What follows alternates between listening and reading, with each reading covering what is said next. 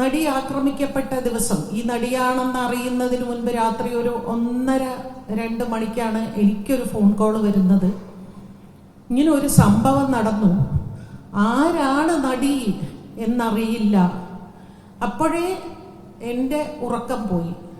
സിനിമയിലുള്ള ഒരു പെൺകുട്ടി എന്ന് മാത്രമേ കേട്ടുള്ളൂ. പിന്നെ നേരം വെളുക്കുമ്പോഴാണ് ആരാണ് വ്യക്തി എന്നറിയുന്നത്. പലരും ചിന്തിക്കുന്നുണ്ട്, ഞങ്ങൾ ഈ ചാനലുകളിൽ ഇത് നിരന്തരം സംസാരിക്കുമ്പോൾ ഒരു നടിയായതുകൊണ്ടാണോ നിങ്ങൾക്കെല്ലാവർക്കും ഇത്രയധികം ഇതിനെക്കുറിച്ച്, അല്ലെങ്കിൽ അവൾക്ക് വേണ്ടി, അവൾക്കൊപ്പം അല്ല. ഇത് അപൂർവത്തിൽ അപൂർവമായ ഒരു കൊട്ടേഷൻ ബലാത്സംഗ കേസാണിത്. നേരത്തെ മാധവൻ സാർ പറഞ്ഞതുപോലെ ഇത് ആദ്യമായിട്ടായിരിക്കില്ല.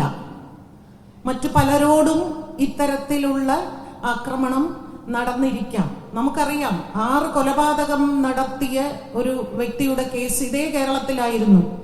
ഈ ആറാമത്തെ കൊലപാതകത്തിലാണ് യഥാർത്ഥത്തിൽ അവർ പിടിക്കപ്പെടുന്നത്. എന്തുകൊണ്ട്? ആദ്യത്തേതും രണ്ടാമത്തേതും മൂന്നാമത്തേതും നാലാമത്തേതും ഒന്നും ആരും അറിയാതെ പോയത് കൊണ്ട് തന്നെ ഇതൊരിക്കലും ആരും ഒന്നും അറിയാൻ പോകുന്നില്ല എന്ന് കരുതി. പക്ഷേ ഇതിന് ഒരു നീതി കിട്ടിയില്ലെങ്കിൽ അത് ഇനി വരുന്ന പല പെൺകുട്ടികളോടും ചെയ്യുന്ന ഒരു വലിയ ക്രൂരതയാണ്. ഈ അനീതി മറ്റു പലരിലേക്കും പോകാൻ സാധ്യതയുള്ളൊരു അനീതിയാണിത്. അതുകൊണ്ടാണ് ഞങ്ങൾ ഈ അവൾക്കൊപ്പം എന്ന് പറയുമ്പോൾ എല്ലാവരും ചിന്തിക്കുന്നത് നടി എന്ന ഒരു വ്യക്തിയെ കുറിച്ചാണ്. അല്ല, അവൾ എന്ന ഒരു പെൺകുട്ടി, അതാരുമായിക്കോട്ടെ, പ്രശസ്തയോ അപ്രശസ്തയോ ആരുമായിക്കോട്ടെ, ഇന്ന് വരെ മലയാള സിനിമയിൽ എന്നല്ല ഇന്ത്യൻ സിനിമയിൽ തന്നെ ഇങ്ങനെ ഒരു സംഭവം നടന്നിട്ടില്ല. അതുകൊണ്ടാണ് നമ്മൾ ഇത്രയേറെ ഇതിൽ നമുക്ക് നീതി ലഭിക്കണം, അവൾക്ക് നീതി ലഭിക്കണം. കാരണം നാളെ വരുന്ന പല കുട്ടികൾക്കും അവളൊരു മാതൃകയാണ്, അവളൊരു വഴികാട്ടിയാണ്. ഇത് തന്നെയായിരുന്നു റോഷി. ചില ദിവസം വല്ലാതെ ഒരു ഭ്രാന്തെടുത്ത അവസ്ഥയിൽ, ചേച്ചി വീട്ടിലുണ്ടോ, ഞാൻ അങ്ങോട്ട് വരട്ടെ എന്ന് ചോദിക്കും. അങ്ങനെ ഞങ്ങൾ അവിടെ ഇരുന്ന് സംസാരിക്കും. ചില ദിവസം വല്ലാതെ ഇമോഷണലായിട്ടുണ്ട്. എന്താണിത്? പലപ്പോഴും നടി കോടതിയിൽ നിന്ന് പുറത്തിറങ്ങി വന്ന് സങ്കടം പറയുമ്പോൾ, എനിക്ക് വേണ്ട, എനിക്കിത് താങ്ങാൻ പറ്റുന്നില്ല, 2 മണിക്കൂർ കാറിനുള്ളിൽ അനുഭവിച്ചതിൻ്റെ എത്രയോ ഇരട്ടിയാണ് ഇപ്പോൾ ഞാൻ അനുഭവിച്ചു കൊണ്ടിരിക്കുന്നത്. 15 ദിവസങ്ങളോളം. അതുപോലെ തന്നെയായിരുന്നു ബാലേന്ദ്രകുമാറും.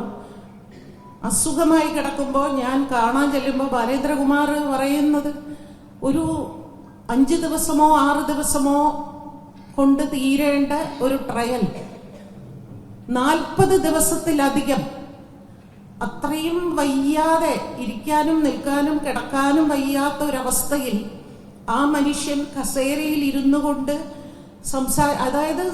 സംസാരിച്ച് തളർത്തി കഴിഞ്ഞാൽ, ഒടുവിൽ അയാളെ കൊണ്ട് വയ്യാതെയായി കഴിഞ്ഞാൽ അയാൾക്ക് പറയാനുള്ള മൊഴികളെല്ലാം ഒന്നുമില്ലാതെ പോകും. ഇങ്ങനെ പല രീതിയിൽ ഈ പുസ്തകത്തിൽ കുറെ മരണങ്ങൾ പറഞ്ഞിട്ടുണ്ട്.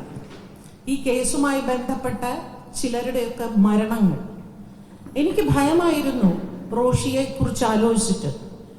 പൾസർ സുനിയുമായിട്ടുള്ള അഭിമുഖം കണ്ടപ്പോൾ ഞാൻ പറഞ്ഞു, റോഷി സൂക്ഷിക്കണേ. എന്നോട് പലരും പറയാറുണ്ട്, ചേച്ചി സൂക്ഷിക്കണേ എന്ന്. അപ്പൊ എല്ലാവർക്കും ഭയമാണ്.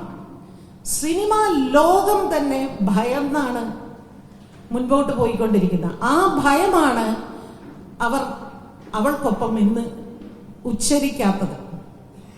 എത്ര വലിയവരിൽ നിന്നും താഴേക്കിടയിലുള്ള എല്ലാവരും തന്നെ ഒരുമിച്ച് സ്വകാര്യമായി വളരെ സ്വകാര്യമായി എന്നോട് പറയാറുണ്ട്, ഞങ്ങളെല്ലാം അവളുടെ ഒപ്പമാണ്, പക്ഷെ ദയവേത് എൻ്റെ പേര് പറയരുത്, ഞങ്ങൾക്ക് അങ്ങനെ പറയാൻ പറ്റില്ല, ഞങ്ങൾക്ക് ഭയമാണ്.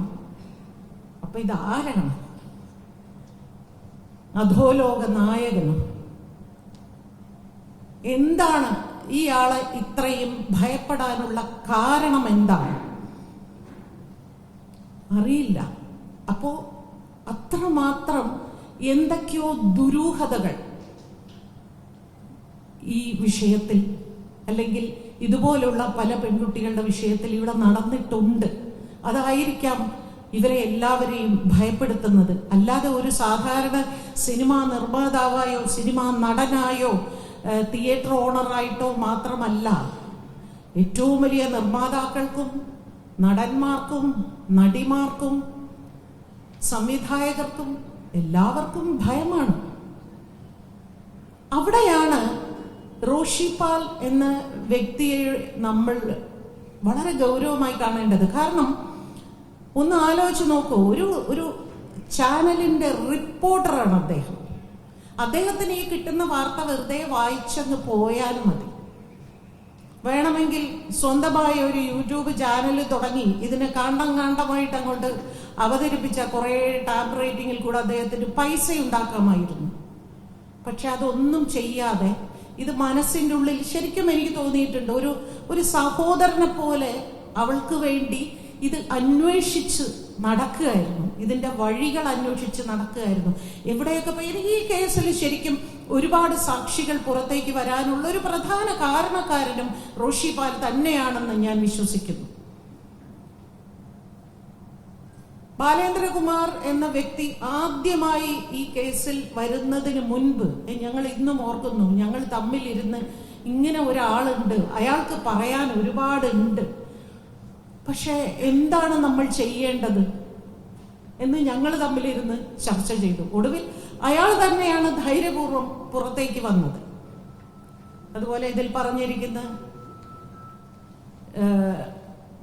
പൾസർ സുനിയോടൊപ്പം ജയിലിൽ കിടന്ന ആൾ, അങ്ങനെ നിരവധി ആളുകൾ, ഇവരെല്ലാം ജീവൻ പണയം വെച്ചാണ് റോഷി തേടി തേടി തേടി തേടി പോകുന്നത്. അതൊരു വെറും ഇൻവെസ്റ്റിഗേഷൻ ജേർണലിസം അല്ല.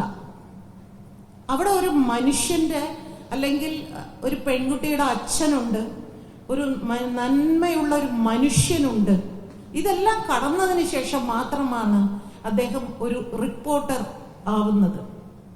അതാണ് ഈ പുസ്തകം എഴുതിയില്ലായിരുന്നു എങ്കിൽ, ഞാൻ വിചാരിക്കുന്നതാണ്, ഈ പുസ്തകം റോഷി പാൽ എഴുതിയില്ലായിരുന്നുവെങ്കിൽ റോഷി പാലിന് മരണം വരെ ബലസമാധാനമായിട്ട് കിടന്നുറങ്ങാൻ പറ്റില്ല. കാരണം അത്രമാത്രം അദ്ദേഹത്തിന്റെ മനസ്സിൽ ഇത്രയും വിഷയങ്ങൾ ഇങ്ങനെ കിടന്ന് ശ്വാസം മുട്ടുന്നുണ്ടായിരുന്നു എന്ന് പലപ്പോഴും സംസാരിക്കുമ്പോൾ ഞാൻ പറയും, വിട്ടുകളാ പോട്ടെ, ഇപ്പൊ എന്ത് ചെയ്യാനാണ്, നമ്മുടെ നീതിന്യായ വ്യവസ്ഥ ഇങ്ങനെയാണ്, നമ്മളിതെല്ലാം ഇല്ല, അങ്ങനെയല്ല, നമുക്ക് ഇതിന്റെ അറ്റം വരെ പോകണം, നമ്മളിത് മറ്റു പലർക്കും വേണ്ടിയാണ് ഇത് ചെയ്യുന്നത് എന്ന് ഞങ്ങളെ എല്ലാവരെയും പറഞ്ഞ് നമ്മളെ മോട്ടിവേറ്റ് ചെയ്യുന്ന ഒരു ജേർണലിസ്റ്റാണ്, ഒരു മനുഷ്യനാണ്, ഒരു പെൺകുട്ടിയുടെ അച്ഛനാണ്.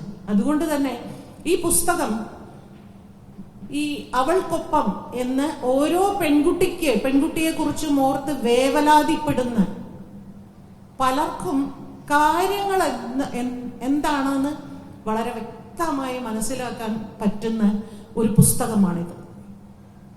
അതുകൊണ്ട് തന്നെ നിങ്ങൾ ഓരോരുത്തരും ഇത് വായിക്കണം. എങ്കിൽ മാത്രമേ ഇവിടെ നടന്ന അനീതി നിങ്ങൾക്ക് വ്യക്തമായി ബോധ്യപ്പെടുകയുള്ളൂ.